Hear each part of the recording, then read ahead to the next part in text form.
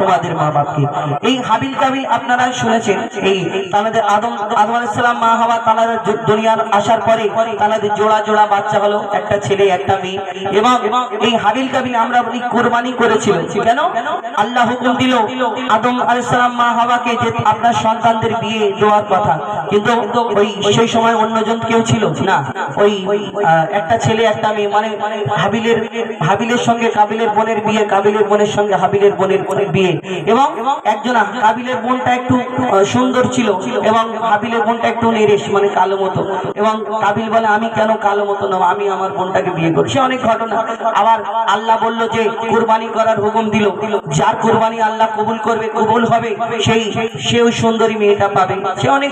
কিন্তু এই হাবিল কাবিল প্রশ্ন করে, বলো তোমরা আমাদের বাপ মা, তোমরা আমাদের জন্ম দিয়েছো, তোমরা আমাদের দুধ পান করিয়েছো, তোমাদের বাপ মাকে তোমাদেরকে জন্ম দিয়েছে, কিন্তু এই দুনিয়াতে পিতা আদম মা হাওয়া তাদের বাপ মা ছিলেন না। কবি ছন্দের মাধ্যমে অতি মূল্যবান কথাই সেরকম। হাবিল কাবিল প্রশ্ন করে হাওয়া আদমকে, তোমরা মোদের বাপ মা তোমাদের মা বাপকে। হাবিল কাবিল প্রশ্ন করে হাওয়া আদমকে, তোমরা মোদের বাপ মা তোমাদের মা বাপকে। বলো গো মোদের, বলো পিতাদের নাম ছিল, বলো গো মোদের, বলো পিতাদের নাম ছিল, মোদের দাদা দাদি নানা নানি আছে কোথায়? প্রশ্ন শুনে আদম হাওয়া হলো অবাক। হাবিল কাবিলকে তারা কি দেবে জবাব? দুজনে আল্লাহ বলে সিজদাতে যায় চলে, দুজনে আল্লাহ বলে সিজদাতে যায় চলে। বলে মাসুম ছেলে মোদের কাছে একই জানতে চায়। হাবিল কাবিল প্রশ্ন করে হাওয়া আদমকে, তোমরা মোদের বাপ মা তোমাদের মা বাপকে।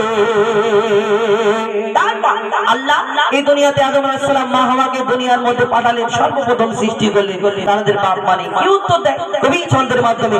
আরো কি লিখছে দেখো, ওই বলছে আদম শোন তোরা শোন, মানব জাতির মাঝে সৃষ্টি আমি প্রথম। মোর পাজিরার হাড়ে খোদা হাওয়াকে গড়ে, আর বন্ধন কেলাম দুনিয়ায় না জান্নাত ছেড়ে।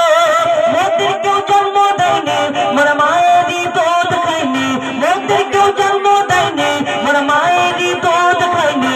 পাইনি মোরা মা বাপের ভালোবাসা, মোদের নেই বাপ মা মোরা এতিম দুজনা।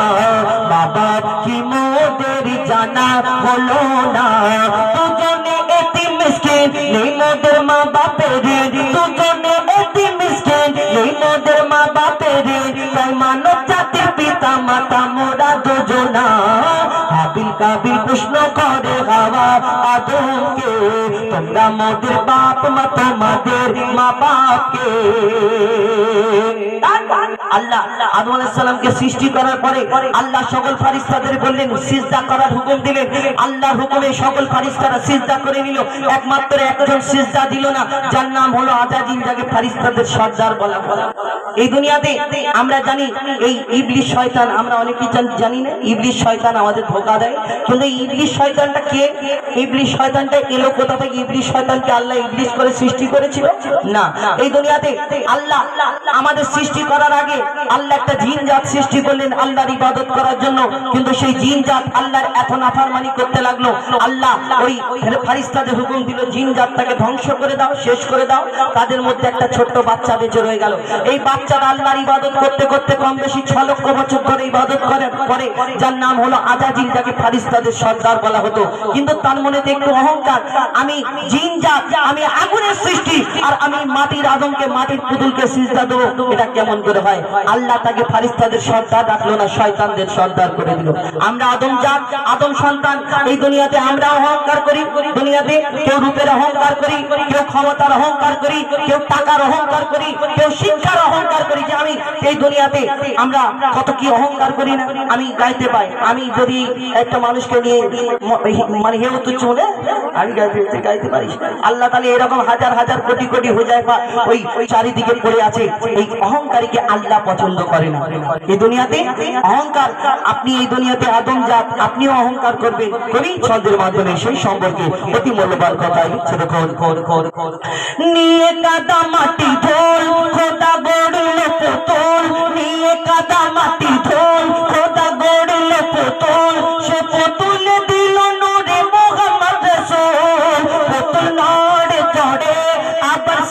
সিজদা করে সরকায়ে নাতের জ্ঞান খোদা দিল যে তারে জিবরিল আমিনকে ধরে আজাদির দুঃখ করে জিবরিল আমিনকে ধরে আজাদির দুঃখ করে আমাকে ভুলে গেল খোদা আদমের মায়ায় আমি জিন জাত তবু ফারিস্তাদের সরদার সব থেকে বেশি জ্ঞানী আমার অহংকার আগুনে আমার জনম আর মাটিতে গড়া আদম আগুনে আমার জনম আর মাটিতে গড়া আদম আর আদম এসেছে তা দেবে আমার দুটি পায় হাবিল কাবিল প্রশ্ন করে হাওয়া আদমকে তোমরা মোদের বাপ মা তোমাদের মা বাপকে হাবিল কাবিল প্রশ্ন করে হাওয়া আদমকে তোমরা মোদের বাপ মা তোমাদের মা বাপকে শুনে ফরমাইশ বদল একটু তকবীর দেবেন হালকা করে নাকি অনেকক্ষণ ধরে ঠান্ডা মতো হয়ে আছে আস্তে করে একবার নারে তাকবীর